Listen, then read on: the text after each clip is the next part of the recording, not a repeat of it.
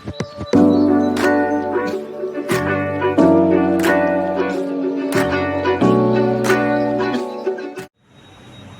நண்பர்களே, உலகத் தமிழ் உறவுகளே, உங்கள் அனைவருக்கும் வணக்கம். கடந்த 26/9/24 அன்று பொதிகை மின்னல் இலக்கிய கூடல் அமைப்பும் சென்னை தேனாம்பேட்டை அருகே உள்ள ஆழ்வார்பேட்டை வட்டார நூலகமும் இணைந்து கவி அரங்கம், கருத்தரங்கம், இலக்கிய நிகழ்ச்சியை நடத்தின. அந்த நிகழ்ச்சிக்கு டாக்டர் வீரர்கு அவர்கள் தலைமையேற்றிருந்தார்கள். நூலகர் சா இளங்கோ, கவிஞர் இதய கீதம் ராமானுஜம், பேராசிரியர் தமிழியலன், வழக்கறிஞர் முத்துராமலிங்கம் ஆகியோர் வாழ்த்து வழங்கினார்கள். அந்த நிகழ்ச்சியில் பாரதி படைப்புகளில் ஆன்மீகம் என்ற அருமையான தலைப்பில் கருத்தரங்கம் நடைபெற்றது. இந்த கருத்தரங்கத்திற்கு முனைவர் ஈஸ்வரி அவர்கள் தலைமை தாங்கி நடத்தினார்கள்.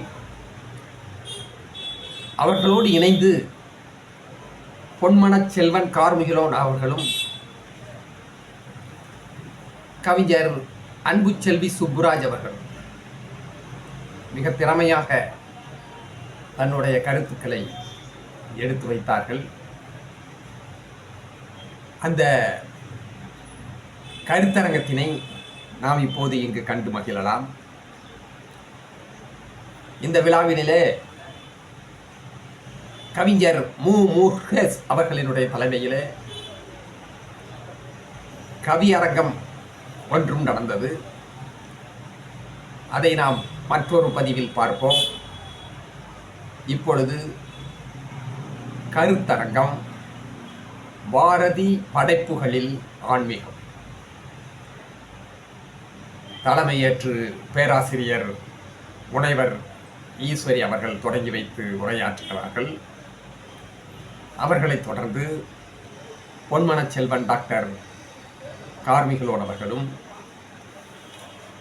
கவிஞர் அன்புச்செல்வி சுப்புராஜ் அவர்களும் இணைந்து மிக சிறப்பான ஒரு வாதத்தினை நிகழ்த்துகிறார்கள். நண்பர்களே, நாம் அதை கண்டு ரசிப்போம். உங்களது கருத்துக்களை கருத்து பெட்டியிலே பதிவு செய்து தங்கள் ஆலோசனைகளை வழங்குங்கள். நன்றி, வணக்கம். அவர் என்றைக்கும் போற்றுதற்குரியவரே தான். அதனால் பலத்த ஒரு கரவொலி எழுப்பி பொதிகை மின்னலுக்காக எங்களுடைய அன்பான வாழ்த்தை தெரிவித்துக் கொள்கின்றோம். அதற்காக அனைத்து இந்திய தமிழ் எழுத்தாளர் சங்கத்திலிருந்து ஐயா அவர்கள், செயலாளர் ஐயா அவர்கள் வருகை தந்திருக்கின்றார்கள். முனைவர் கார்மிகிலோன் ஐயா அவர்கள் மிகப்பெரிய பரந்த உள்ளத்தோடு இலக்கியத்திலும் செம்மல், கொடைவள்ளலிலும் செம்மலவர், அவர் வருகை தந்து சிறப்பித்திருக்கிறார். ஐயா வாழும் பாகவதர் என்றைக்குமே அவருடைய அந்த தியாகராஜ பாகவதருடைய நிகழ்ச்சி ஒன்றே போதும். அதற்கு புத்தாய்ப்பு என்றைக்கும் இருக்கும், நிலைத்து நிற்கக்கூடிய ஒன்று. அதனால் அது போல நீடூழி வாழ வேண்டும் மத்திய இலக்கியவாதிகள் எல்லாம். ஐயா வீரரகு ஐயா அவர்கள் வருகை தந்திருக்கின்றார்கள். அம்மையார் அவர்கள் வருகை தந்தார்கள். அவர்களுக்கு எல்லாமே இலக்கியவாதிகள் அனைவருக்கும் எனது பணிவான வணக்கத்தை தெரிவித்துக் கொண்டு, கருத்தரங்கத்துக்குரிய நேரம் குறுகியது. அதனால தலைப்பு பாரதி படைப்புகளில் ஆன்மீகம் என்று சொல்லி இருந்தார்கள். அதனை கவிஞர் பொன்மனச் செம்மல் ஐயா டாக்டர் கார்மிகிலோன் அவர்களும் கவிஞர் அன்புச்செல்வி சுப்புராஜ் அவர்களும் இணைந்து வழங்குவார்கள். இப்பொழுது நான் என்னுடைய தலைப்பாக நான் சொல்ல இருக்கின்ற கருத்துக்கள் பாரதியினுடைய ஆன்மீகத்தை குறித்து கூறுகின்ற தருணத்தில், அவர் ஆன்மீகம் என்பது மட்டுமல்ல, அனைத்து நிலைகளிலுமே பாரதி மிகப்பெரிய ஒரு படைப்பாளி. இருந்தாலும் ஆன்மீகத்தை சுட்டிச் செல்வது இன்றைய காலகட்டத்துக்கு மிக மிக அவசியமான ஒன்றாக இருக்கின்றது. அதான் நம்முடைய இந்து சமயம் என்று சொன்னால் சைவம் வைணவம் இரண்டுமே இரு பெரிய கண்கள் தான் நமக்கு வழங்கப்பட்டிருக்கிறது. அதில் சைவத்துக்கு சிவம் என்றும் திருமாலை வைணவத்துக்கும் பிரித்து வைத்திருந்தார்கள். அதில் சிவன் என்று சொல்கின்றவர்கள் நம்ம ஆதிக்கடவுள் என்று சிவபெருமான். இந்த பாரதி வைணவத்தை பற்றி பேசுகின்ற சமயத்தில் திருமால் அரி என்று சொல்லி அந்த வைணவ கடவுளை சிறப்பித்து பாடியிருப்பார். ஒவ்வொன்றும் நம்ம பார்த்தா தெரியும். அதாவது இறைநிலையினுடைய படியை வந்து பாரதி சுட்டி காட்டுகின்றார். இறைநிலைனா எந்த மாதிரி அமைந்திருக்க வேண்டும், அதுக்குரிய படிநிலை என்ன என்று அவர் சொல்கின்ற பொழுது ஒரு அருமையான ஒரு பாடல் பாரதி பதிவு செய்திருக்கின்றார். சித்தினை அசித்துடன் இணைத்தாய், அங்கு சேரும் ஐம்பூதத்து வேணுலகு அமைத்தாய், அத்தனை உலகமும் வர்ண களஞ்சியமாக பல பல நல் அழகுகள் சமைத்தாய், முக்தி என்று ஒரு நிலை சமைத்தாய், அங்கு முழுதினையும் உணரும் உணர்வு அமைத்தாய், பக்தி என்றொரு நிலை வகுத்தாய் அப்படின்னு பாரதி பாடுறார். அதாவது முக்தி என்றொரு நிலை, அந்த நிலை சமைத்தாய் அல்லவா, அந்த முக்திக்கு வித்து எது? பக்தி தான். அதனால் அந்த பக்தியை செலுத்துங்கள், பக்தி செலுத்தினால் கட்டாயம் முக்தி அடையலாம் என்பதை பாரதி அப்போதே சொல்லியிருக்கின்றார். எப்படி நாயன்மார்கள் ஆழ்வார்கள்லாம் பாசனங்கள் அமைகின்றதோ அதே போல பாரதியும் பக்திக்கு வித்து எது கேட்டால் பக்தியின் நிலை, உயர்ந்த நிலை முக்தி அடைவது தான், மோட்சம் அடைவது. முக்தி என்றால் மோட்சம் அடைகின்ற அந்த நிலை, அதை முழுதிலும் உணரக்கூடிய நிலை ஒருவரும் அடைய வேண்டும். அது என்ன முழுதும் நிலை, முழுதும் உணர்கின்ற நிலை என்றால் என்ன அப்படி என்று கேட்டால் இறைநிலை அப்படின்றது. அதற்கு நம்ம என்ன செய்யணும் கேட்டால் ஆசையை அறுக்க வேண்டும். அது சொல்றார் பாரதி, ஆசையை அருங்கள், புலன்களை எல்லாம் வெல்லுங்கள், 5 புலன்களையும் வெல்லுங்கள், பயன் எண்ணாமல் உழையுங்கள், அதாவது பயனை எதிர்பார்க்காம உழையுங்கள், பக்தி பிழைப்பை நீங்கள் நாடி செல்லுங்கள் அப்படின்னு சொல்றார். அதுக்கு ஒரு பாட்டு சொல்றாரு, இந்திரியங்களை வென்றுவிட்டேன், எனது ஆசையை கொன்றுவிட்டேன், பயன் எண்ணாமல் உழைக்க கற்றுக்கொண்டேன், பக்தி செய்து பிழைக்க கற்றுக்கொண்டேன் அப்படின்ற பாரதி. பயன் எண்ணாமல் உழைத்தால் பக்தியை செய்யலாம், பக்தி செய்தால் முக்தி அடையலாம் என்று சொல்கிறார். அப்படி இல்லை, இப்போ எவ்வளோ பேர் பக்தி செலுத்துகிறேன் என்று சொல்லி தாடி மீசையெல்லாம் வளர்த்துக் கொள்கிறார்கள், அது பக்தி ஆகாது. வள்ளுவன் சொல்றார், மழித்தலும் நீட்டலும் வேண்டா, உலகம் பழித்ததை ஒழித்து விடல். அதுதான் தேவையே இல்லை, மழிக்கவும் வேண்டாம் நீட்டவும் வேண்டாம், தாடியை வச்சுக்க வேண்டாம். உலகம் பழித்தது எப்போ ஒழிக்கிறியோ அப்பவே நீ பக்தி செய்து விட்டா என்ற அர்த்தம். அதுக்கு தான் அவர் பாரதி சொல்கிறார், காவி துணி வேண்டாம், கற்றை சடை வேண்டாம், பாவித்தால் போதும் பரம நிலை அடையலாம். காவி துணி கட்டிக்காத, கற்றை சடை முடியும் வளர்த்துக்காத இல்லையா, அந்த வேஷமே வேண்டாம். உள்ளத்தில் பரம நிலை அடையணுமா, பக்தி செலுத்து, தோற்றத்தை ஒன்றும் நீ செய்து கொள்ள வேண்டாம் என்கிறான் பாரதி. பாரதியுடைய இன்னொரு முக்கியமான வரி, யாதுமாகி நின்றாய் காளி, என்னுள்ளே நீ நிறைந்தாய். அப்போ என் உள்ளே நீ நிறைந்தாய் என்று சொன்னால் உள்ளத்துக்குள் இருப்பவன் தான் இறைவன். உள்ளத்தில் காண்பாய் என கோயில் உள்ளேயும் காணலாம். ஆனால் உள்ளம் தூய்மையுடையதாக இருக்க வேண்டும் என்கிறார் திருமூலர் கூட. உள்ளத்தில் உள்ளானடி அதை உணர வேண்டுமடி, உள்ளத்தில் காண்பாய் எனில் கோயில் உள்ளேயும் காண்பாய் என்கிறார் கவிமணி. அதனால் உள்ளத்தை தூய்மையுடையதாக்கிக் கொள்ளுங்கள் என்று பாரதி சொல்கிறார். அப்படி உள்ளத்தை தூய்மையுடையதாக இருந்தால் காளியை நீ காண்பாய், யாதுமாகி நின்றாய் காளி, என்னுள்ளே நீ நிறைந்தாய். எப்படி நிறைய முடியும்? தூய்மையான உள்ளத்தில் இறைவனை காண முடியும் என்கிறார் பாரதி. இயற்கையை எல்லாம் இறைவனாக நினைத்து வணங்குங்கள் என்று சொல்கிறான் பாரதி. காக்கை குருவி எங்கள் சாதி என்று பாடியவன் காக்கை சிறையினிலே நந்தலாலா என்று பாடுகின்றார். அந்த நந்தலாலா அப்படின்ற தெய்வம் பாருங்க, எல்லா உயிர்களுடைய இறக்கையில், அந்த காக்கையினுடைய இறகில் கூட இறைவன் தெரிந்திருக்கிறான். அப்படி உயிர்களிடத்திலும் இறைநிலையை காண்பவன் பாரதி. அதை நம்ம முக்கியமாக நினைக்கணும். அதனால தான் அவர் பாரதி கண்ணன் பாட்டு என்று சொல்கின்ற இடத்துல கண்ணனை எத்தனை கோணத்தில் பார்க்கிறான், கண்ணனை எத்தனை கோணத்தில் பார்க்கின்றான். நீங்கள் படிச்சிருப்பீங்க பாரதி பாடலை. கண்ணன் குழந்தையாக பார்க்கிறான், சேவகனாக பார்க்கின்றான் இல்லையா, ஒரு இளைஞனாக காண்கின்றான் கண்ணனை. ஒவ்வொரு நிலையிலையும் காண்கின்ற சமயத்தில் நண்பனாக, தெய்வமாக, ஒவ்வொரு நிலையிலும் கண்ணனை காண்கின்றான்.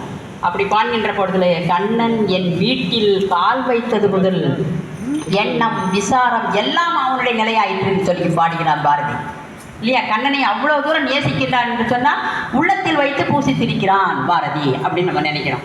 எப்படி நண்பனாய், மந்திரியுமாய், நல்ல ஆசிரியனுமாய், பண்பிலே தெய்வமாய், பார்வையிலே சேவகனுமாய் என்றான் கண்ணன்.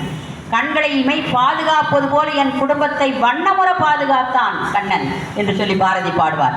இப்படி அவர் சொல்ல காரணம் என்ன? அந்த அளவுக்கு முழுமையாக சரணாகதி அடைகின்ற நிலை.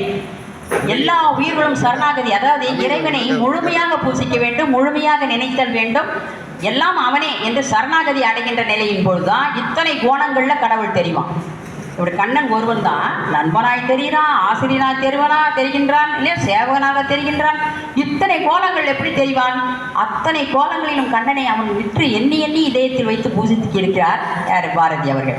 அதனால் அங்கே உண்மை பக்தி இருந்திருக்கிறது, எல்லாம் அவனே என்ற நிலை, அதாவது சரணாகதி அடைகின்ற அந்த நிலை வேண்டும் என்று சொல்கிறான் பாரதி. பாஞ்சாலி சபதத்தில் கூட ஒரு காட்சி சொல்கிறார் திரௌபதி. அந்த பாஞ்சாலி சபதம் நீங்கள் பார்த்துருப்பீங்க. கண்ணனை பிரார்த்தனை செய்கிறாள் திரௌபதி. எந்த சமயத்தில்? மணிவண்ணா அவ கூப்பிடுறா பாரதி பாஞ்சாலி. அதாவது திரௌபதி, மணிவண்ணா எந்தன் மனச்சுடையே ஹரி ஹரி ஹரி ஹரி ஹரி ஹரி என்று கூப்பிடுகிறார். கண்ணபிரான் சொல்ல சொல்ல ஆடைகள் கழன்ற ஆடைகள் மேலும் மேலும் கொடுத்து கொண்டே இருக்கிறான். அந்த ஆடைகள் துச்சாதன் பிடித்து இடிக்கிறான் இல்லையா, அந்த ஆடை வந்து கொண்டே இருக்கிறது. வண்ண வண்ண ஆடைகள், பொன்னால் செய்யப்பட்ட பட்டாடைகள் வந்து கொண்டே இருக்கிறது. எதனால? ஹரி ஹரி என்ற அந்த நாமம் சொல்லும் பொழுதே அத்துணை பெருமை. ஹரிநாமம் சொன்னால் அத்துணை பெருமை என்று சொல்லப்படுகிறது. அது மட்டும் இல்லை, அந்த ஹரி ஹரி என்ற வார்த்தையை பாரதி போட்டிருப்பார் அந்த பாடல்ல. 8 முறை அவள் உச்சரித்தாள் என்று சொல்லி திரௌபதி. அந்த 8 முறையும் அஷ்டாத்திரம் என்று சொல்கிறோம் இல்லையா, 8 ஓம் நமோ நாராயணா.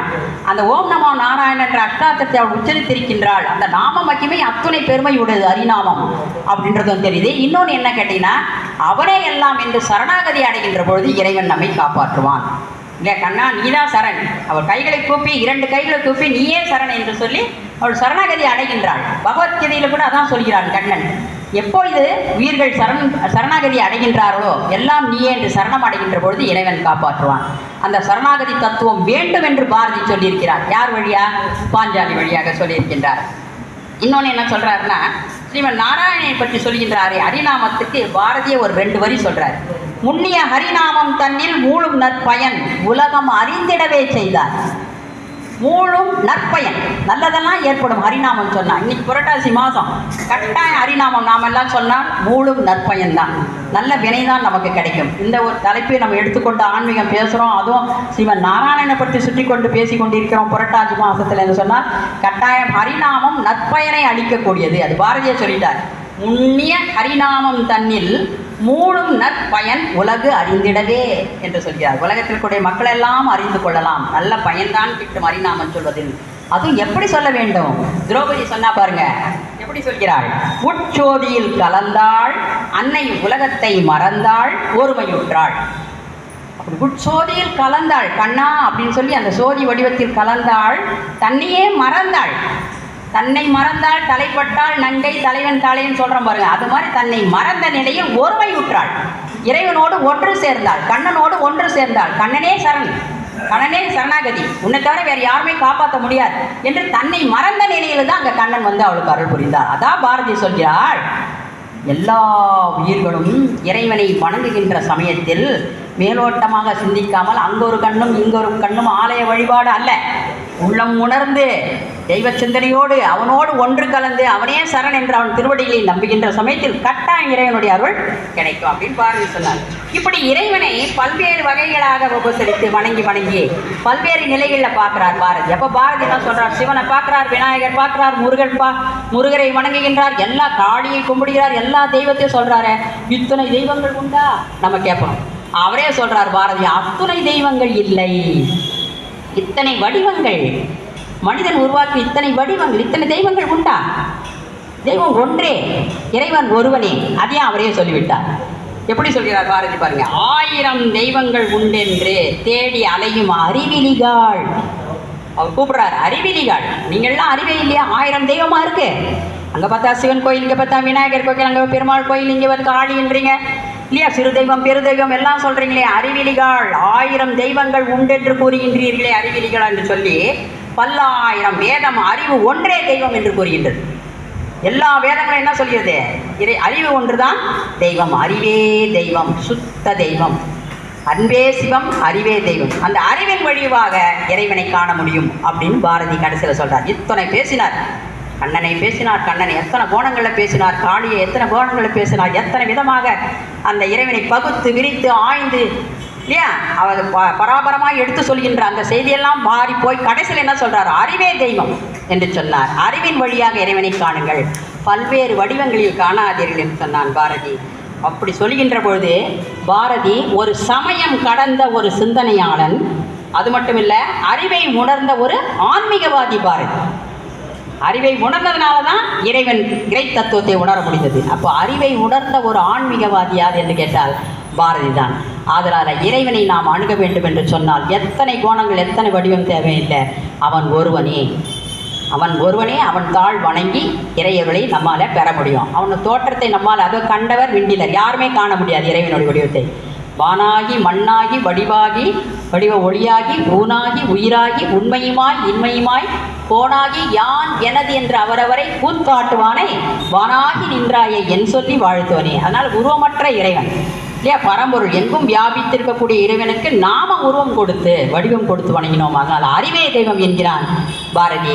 அந்த அறிவை என்பது நாம் தேடி பெறுவது எப்படி என்று கேட்டால் உணர்ந்து பகுத்தறிவால் சிந்தித்து இறையவர்களை நம்ம பெற முடியும் என்பதை பாரதியுடைய ஆன்மீகத்தில் பல்வேறு வழியில் சொல்லி செல்கிறார். அடுத்து வரக்கூடிய இருவர் காத்து கொண்டிருக்கின்றார்கள். இன்னும் அருமையான விளக்கங்கள் வழங்க இருக்கின்றார்கள். எனக்குரிய நேரம் சுருக்கமான முறையில் வழங்க சொல்ல காரணத்தினால என்னுடைய தலைமையுரையை நிறைவு செய்து அடுத்து வரக்கூடிய நம்முடைய அன்பு உள்ளம் பொன்மனச் செல்மல் முனைவர் கார்முகிலோன் ஐயா அவர்களை வருக என்று வரவேற்றுக் கொள்கின்றோம்.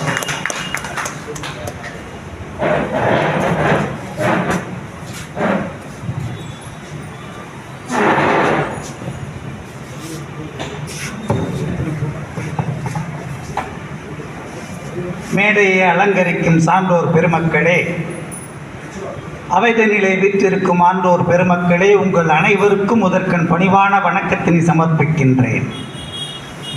முதலில் ஆன்மீகம் என்றால் எது? இன்றைய காலகட்டத்திலே அதற்கு பெரிய விளக்க உரை தர வேண்டிய நிர்பந்தத்தில் இருக்கின்றோம். நாம் எது ஆன்மீகம்? இல்லறம் துறந்து துறவரம் மேற்கொண்டு எங்கோ ஒரு மரத்தடியிலே உட்கார்ந்து கொண்டு கண்ணை மூடி ஜபம் செய்கிறேன் என்று ஏதோதோ சொல்லிக் கொண்டு இருப்பது ஆன்மீகம் அல்ல. உயிர்களிடத்து அன்பு வேண்டும். தெய்வம் உண்மை என்று தான் அறிதல் வேண்டும். பாரதி சொன்னான். யாருக்கு சொன்னான்? பச்சை குழந்தைக்கு சொன்னான். சாதிகள் இல்லையடி பாப்பா, குலம் தாழ்த்து உயர்த்தி சொல்லல் பாவம் என்று சொன்னான். அதுதானே ஆன்மீகம். ஏதோதோ மந்திரங்களை எழுதி வைத்து விட்டு இதனை ஒரு நாளைக்கு 48 முறை சொல்லுவாய், 64 முறை சொல்வாய், இப்படி சொன்னால் உனக்கு சித்தி கிடைக்கும், மோட்சம் கிடைக்கும் என்று மட்டும் சொல்வது ஆன்மீகம் அல்ல. அது ஆன்மீகம் அல்ல. இந்த சமுதாயம் ஏற்றத்தாழ்வற்ற சமுதாயமாக இருக்க வேண்டும். மக்கள் ஒருவரோடு ஒருவர் ஒற்றுமையாக வாழ்ந்து மகிழ்ந்து இருக்க வேண்டும் என்றால் அதனை போதிப்பதுதான் ஆன்மீகம். அதைத்தான் செய்தான் அந்த யுகக்கவிஞன் பாரதி. ஓம் நமோ நாராயணாய என்று சொன்னார் குருநாதர். இது யாருக்கும் சொல்லிவிடாதே, இதுதான் உனக்கு முக்தி அளிக்கும் மந்திரம் என்று சொன்னார். அவர் உடனே என்ன சொன்னார்? அடுத்து அப்படியா என்று சொல்லி கோபுரத்தின் மேலே ஏறி ஊரெங்கும் உலகெங்கும் அதனை கேட்கும்படியாக பறைசாற்றினான் ராமானுஜன். நீ செய்தது பெரும் பாவம் என்று சொன்னார். அப்படியா? நீங்கள் சொன்ன நாமத்திற்கு மோட்சம் தருகின்ற சக்தி இருக்கும் என்றால் இதனை கேட்ட அனைவரும் சொல்லட்டும், அவர்கள் சொத்தம் செல்வதற்காக நான் நரகம் சென்றாலும் பரவாயில்லை என்று முழங்கினான் ராமானுஜன். அதுதான் ஆன்மீகம்.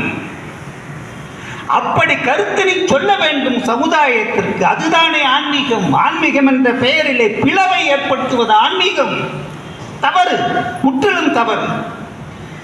இன்னொன்று சொல்கிறேன். மேடம்ஜி ரொம்ப அழகா சொன்னாங்க.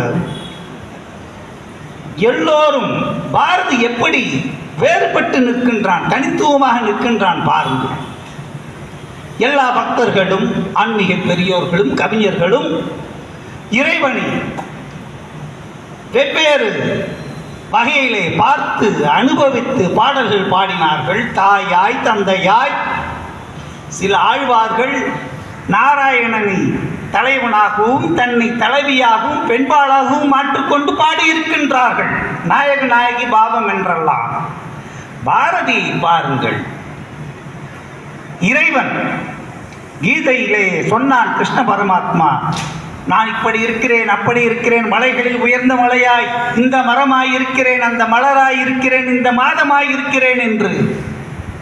பாரதி சொன்னான், எப்படியெல்லாம் இரு, எனக்கு தாயாயிரு, தந்தையாயிரு, தலைவனாயிரு, காதலனாயிரு, அது மட்டுமல்ல எனக்கு சேவகனாகவும் இரு என்று சொன்னவன். இறைவனை சேவகனாகவும் ஆக்கி தன்னுடைய பக்தியை காட்டியவன் யார் என்றால் இந்த உலகிலே யுகக்கவிஞன் பாரதி மட்டுமே. நண்பனாய் மந்திரியா என்றெல்லாம் சொல்லிவிட்டு பண்பிலே தெய்வமாய் என்று சொன்னான். ஏன் தெய்வமாய் என்று சொன்னான்? அகழ்வாரை தாங்கும் பூமி போல் தன்னை இகழ்வாரையும் தாங்குகின்றவன் இறைவன். இறைவன் இல்லை என்று சொல்வாரையும் ஏற்றுக்கொண்டு காப்பவன் இறைவன். காப்பதுதான் இறைவன் கடமை. இன்னொன்று சொல்கின்றேன், நம்முடைய அந்த ஆகம சாத்திரங்களிலே இறைவனுக்கு படைக்கப்பட வேண்டிய நிவேதன பொருள் எப்படி செய்ய வேண்டும் என்று வரைமுறை இருக்கிறது. அப்படி செய்யப்பட்ட அந்த உணவு, இறைவனுக்கு நிவேதிக்கப்பட வேண்டிய உணவை எப்படி எடுத்து செல்ல வேண்டும் சந்நிதிக்கு? மேல தாளங்கள் முழங்க, சமைத்தவர் அந்த உணவை சமைத்தவர் தலையிலே தூக்கு கொண்டு வர, மேல தாளங்கள் முழங்க, அந்த மந்திர ஜலம் என்று சொல்வார்கள், அப்படியெல்லாம் தெளித்து சுத்தப்படுத்தி கோயிலை வலம் வந்து அதன் பிறகே உள்ளே செல்ல வேண்டும். ஆண்டவனுக்கு அதனை படைக்க வேண்டும். ஏனென்றால் அந்த பிரசாதம் என்பது அத்தனை பவித்திரமானது. வெறும் சாதம் இறைவனுக்கு நிவேதிக்கப்பட்டால் அது பிரசாதம், கண்ணில் ஊற்றிக்கொண்டு வாங்கி சாப்பிடுகிறோம். ஆனால் அந்த பிரசாதத்தையே எப்படி வேண்டுமானாலும் நான் தயார் செய்வேன் என்று தயார் செய்து இறைவனுக்கு படைத்திட்டார்கள். அதனையும் இறைவன் ஏற்றுக்கொண்டான் பாருங்கள்.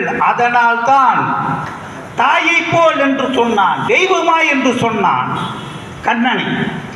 இப்படி அனைத்திலுமே மாறுபட்டு சிந்தித்தவன் பாரதி. சில கருத்துக்களை, ஆன்மீகத்தை பாருங்கள். ஆன்மீக கருத்து என்றால் எல்லோரும் என்ன சொல்வார்கள்? அதனை படிப்பதற்கு ஒரு வயது வேண்டும், அது பற்றி சிந்திப்பதற்கு ஒரு வயது வேண்டும் என்றெல்லாம் சொல்வார்கள். அல்ல, அறிவிருந்தால் போதும், ஆன்மீகம் தானாகவே வந்து சேரும். திருஞான சம்பந்தர் பச்சை குழந்தையாக இருக்கும் போதே தெளிவு பெற்றார். அவருக்கு இல்லையா ஆன்மீகம்? அவர் போல் நாமும் இருக்கின்றோம்.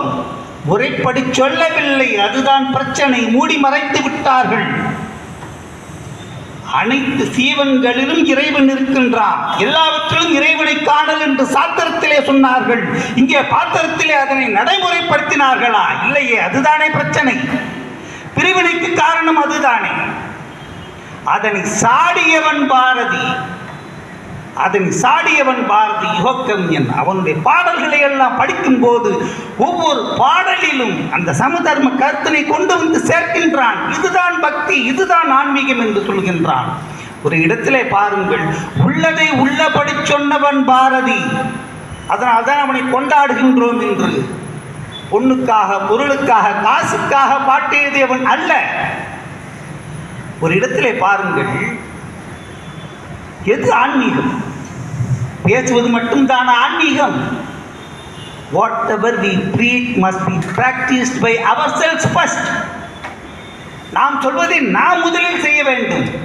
பாரதி சாடுகின்றான் பாருங்கள், சிந்தையிலே கல்விரும்பி சிவ சிவ என்பது போல் வந்தே மாதரம் என்பார் கிளியே மனதில் அதனை கொள்ளா என்று சொன்னான். எத்தகைய போலி மனிதர்கள் அன்றும் இருந்தார்கள், இன்றும் இருக்கின்றார்கள். போலி மனிதரை இனம் காணுவதற்காக பாரதி பாடிய பாடல் இது. இன்னொன்று பாருங்கள், அவனன்றி ஓரளவும் அசையாது என்று சொல்வார்கள். உண்மை. இந்த டெஸ்கை நான் பார்க்கின்றேன் என்றால் நிச்சயமாக இதனை ஒருவர் செய்திருக்க வேண்டும். ஒருவர் செய்தால் ஒழியது இங்கே வந்திருக்காது.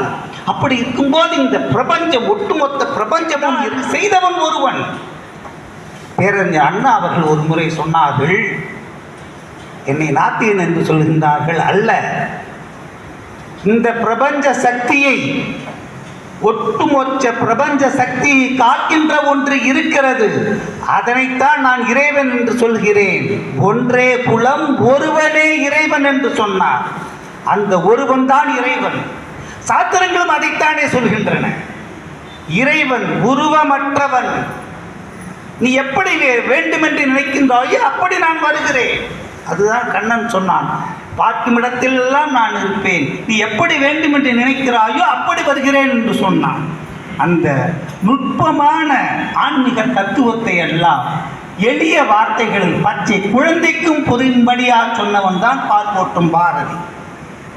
இங்கே பாருங்கள், ருட்ச புரட்சியை பற்றி சொல்லும் போது மாகாளி பராசக்தி ருஷிய நாட்டினில் கடைக்கண் வைத்தாள். அங்கே ஆகாவென்று எழுந்தது பார் யுகப்புரட்சி, அலறி வீழ்ந்தான் கொடுங்கோளன்.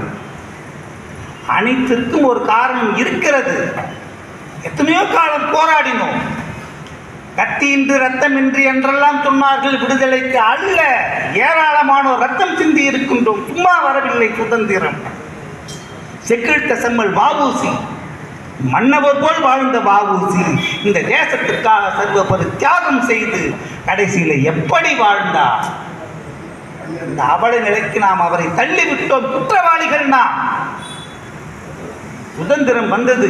பெருமக்களே, நான் ஒன்று சொல்கிறேன். என்னுடைய கல்லூரி நாட்களிலே மகரிஷி சுத்தானந்த பாரதியார், கவியோகி மகரிஷி சுத்தானந்த பாரதியார் அவர்களை சந்தித்தேன். 78ஆம் வருஷம் நினைக்கிறேன். அவரை வாழ்க்கை ஒரு கவிதை எழுதி கொண்டு போனேன். அப்போ அவர்கிட்ட சொன்னேன், என்னுடைய தாப்பனாரும் சுதந்திர போராட்ட தியாகி என்று. மிகவும் மகிழ்ச்சி அடைந்தார். அப்போது அந்த விடுதலை வீரர்களை பற்றியெல்லாம் சொல்லிக் கொண்டு வந்த அவர், சுத்தானந்த பாரதியார் ஒன்று சொன்னார். சுதந்திர இந்தியா தென்னாட்டு திலகராம் பிள்ளையவாள் அவர்களுக்கு உரிய கௌரவத்தை தரவில்லை என்று சொன்னார். முற்றிலும் உண்மை. இப்படி சொல்லிக்கொண்டே போகலாம். இதனைத்தான் அவன் என்ன அழகாக சொன்னான் பாருங்க. சிந்தையிலே கல் வைத்து சிவசிவ என்றிடுவார் என்று. போலித்தனங்கள். பாரதி வந்து சொல்வதாக இருந்தால் ஏராளமாக சொல்லிக்கொண்டே போகலாம். இங்கே பாருங்கள். தண்ணீர் விட்டோ வளர்த்தோம் சர்வேசா, இப்பயிரை கண்ணீரார் காத்தோம், காக்க திருவுளமோ.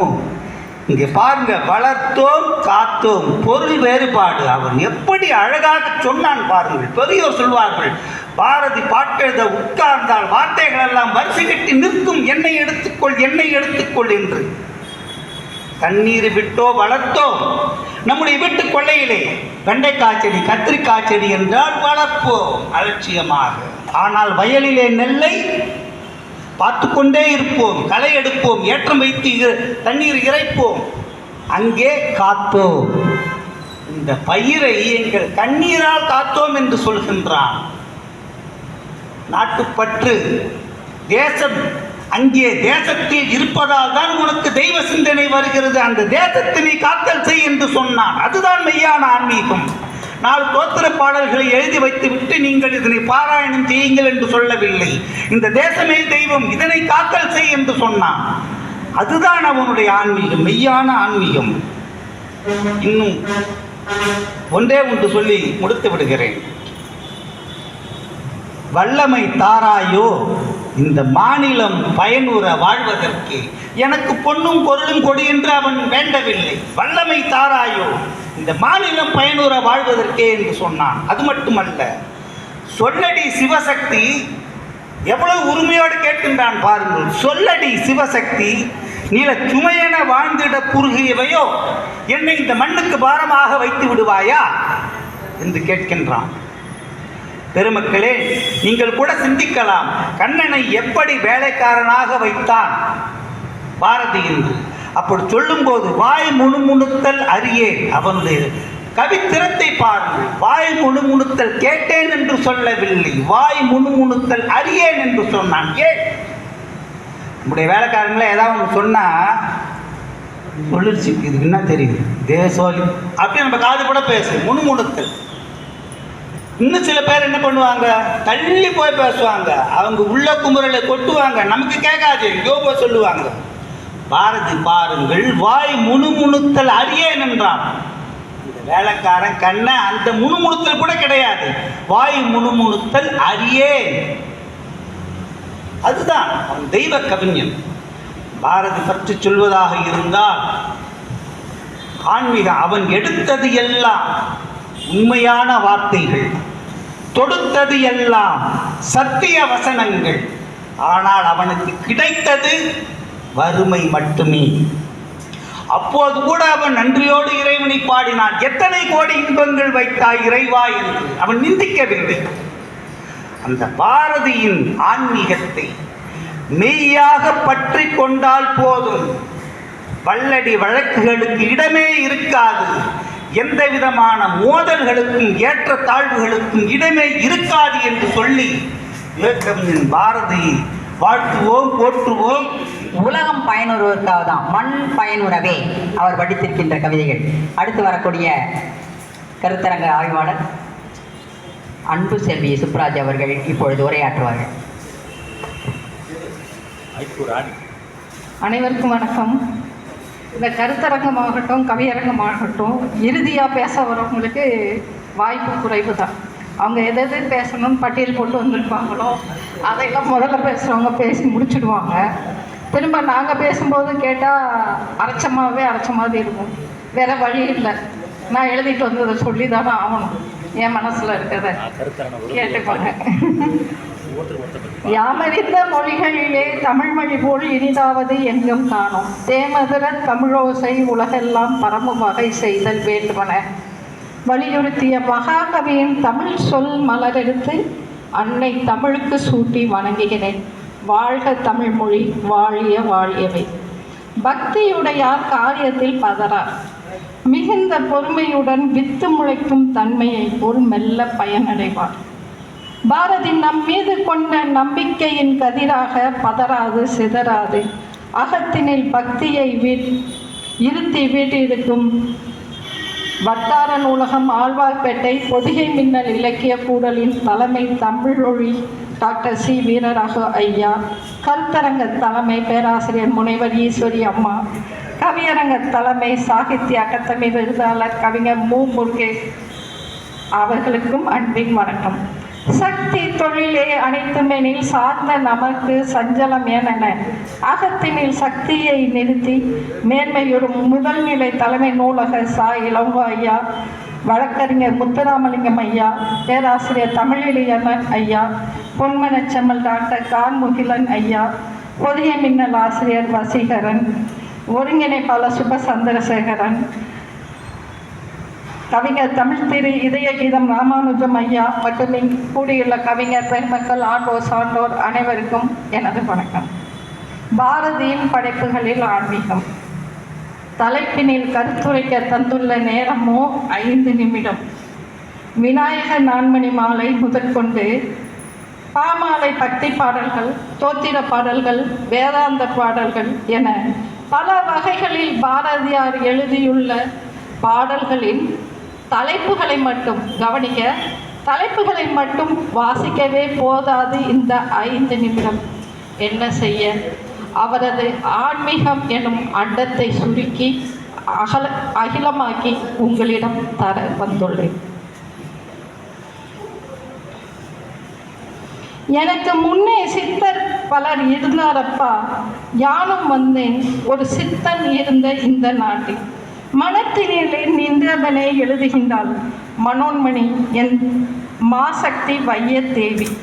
ஞான பரம்பரையில் நானும் ஒருவனென பாரதி 66 பாடலிலே தன்னை அறிமுகம் செய்து கொள்ளும் பாட்டரசன் பாரதிக்கு எதை பார்த்தாலும் அதிலெல்லாம் ஆன்மீக கருத்துக்கள் தான் முளைச்சிடும்.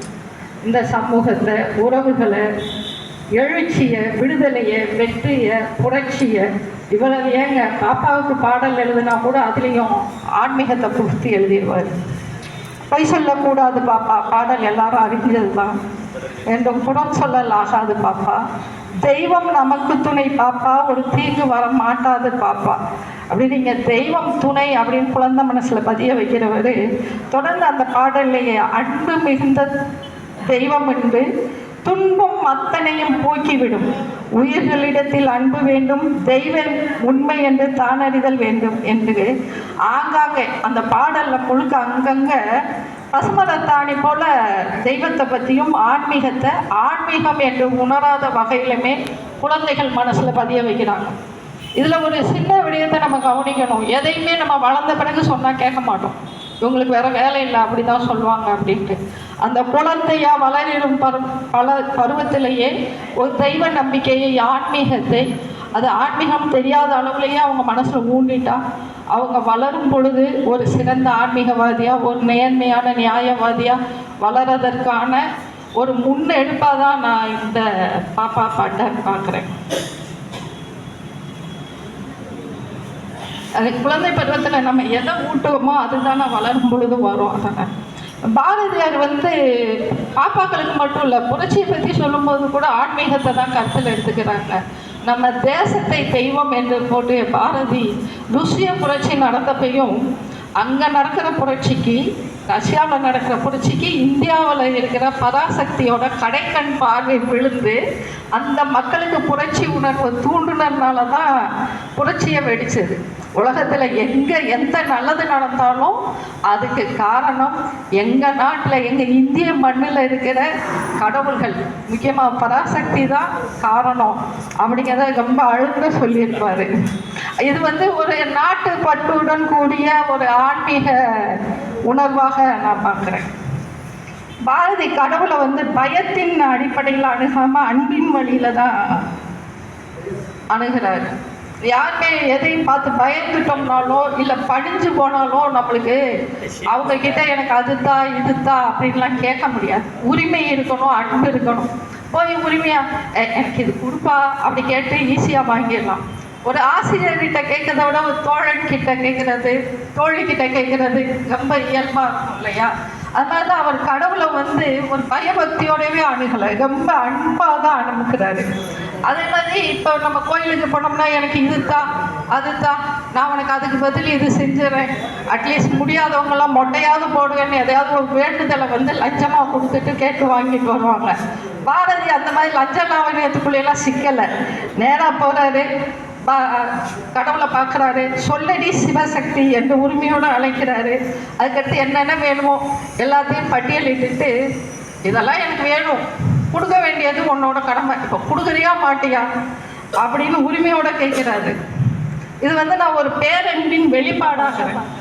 அது மாதிரி கண்ணனையும் தாயாக, தந்தையாக, சேவகனாக, காதலனாக சில இடங்களில் கண்ணம்மாவாக்கி பாரதிக்கும் கண்ணனை காதலனாக பார்க்குறாரு. அதே சமயம் காதலியாகவும் கண்ணம்மாவாக பார்த்து நிறைய கவிதைகள் வடிச்சிருக்காங்க. அதை பார்க்கையில் ஆண்டாளுக்கே அவர் சமயங்களில் நிறைய இடத்துல டஃப் கொடுக்குறாரோன்னு தோணுச்சு எனக்கு.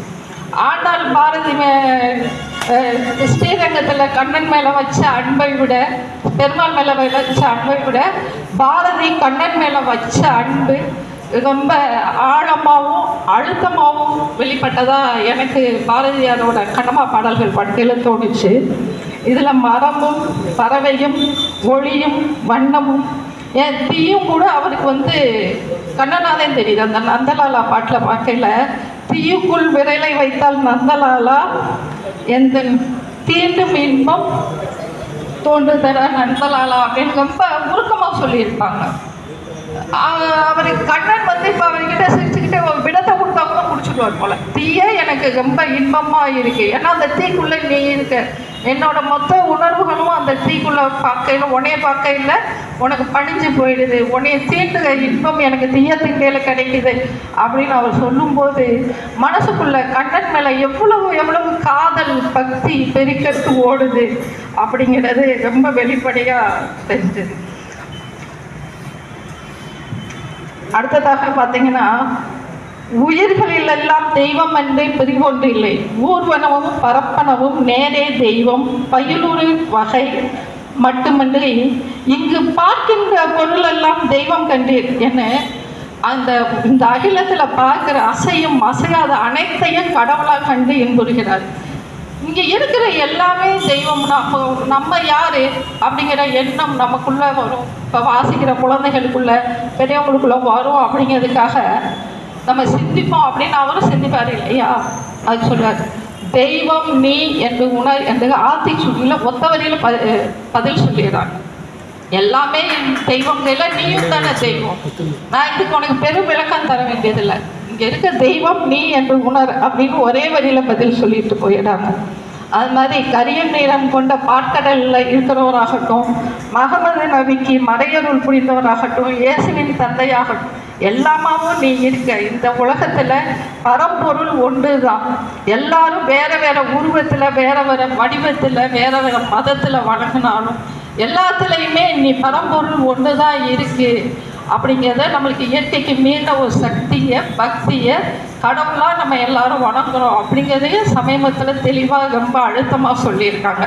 நம்ம எதை எப்படி பார்த்தாலும் அந்த உருவமாக பார்த்தாலும் சரி, உருவம் இல்லாமல் ஒளியாக பார்த்தாலும் சரி, திசையாக பார்த்தாலும் சரி, எல்லாத்துலேயுமே கடவுள் இருக்காங்க. எல்லா கடவுளும் ஒன்று தான், ஏகம் பரம்பொருள் அப்படிங்கிறத தன்னோட ஆன்மீக பார்வையில் ரொம்ப அழுத்தமாக சொல்லியிருக்கார். இறுதியாக, அச்சமில்லை, அழுங்குதல் இல்லை, நடுங்குதல் இல்லை, நாணுதல் இல்லை, பாவமில்லை, பதுங்குதல் இல்லை, எது நேரினும் இடர்பட மாட்டோம், அண்டம் சிதறினால் அஞ்ச மாட்டோம், கடல் பொங்கி எழுந்தால் கலங்க மாட்டோம், மூட நெஞ்சே 30 முக்கோடி முறை உனக்குரைத்தேன், இன்னும் உரைப்பேன், தலையில் இடி விழுந்தாலும் சஞ்சலப்படாதே, எது நிகழ்ந்தாலும் நமக்கேன் என்று பராசக்தி உள்ளத்தின்படி உலகம் நிகழும். நமக்கேன் பொறுப்பு? இப்படி நம்ம எல்லாரும் வாழ்ந்துட்டோன்னு வைங்க, நமக்கேன் பொறுப்பு? எல்லாம் இறைவன் விட்ட வழியாக அது வாட்டுக்கு நடக்கும். தலையில் இடி விழுந்தாலும் இடிதான விழுந்துச்சுன்னு கலங்காமல் போயிடு அப்படின்னு சொல்லுங்க. துணிவு பாரதி நம்ம எல்லாருக்கும் தன்னோட ஆன்மீக பாடல் வழியாக சொல்லியிருக்காரு.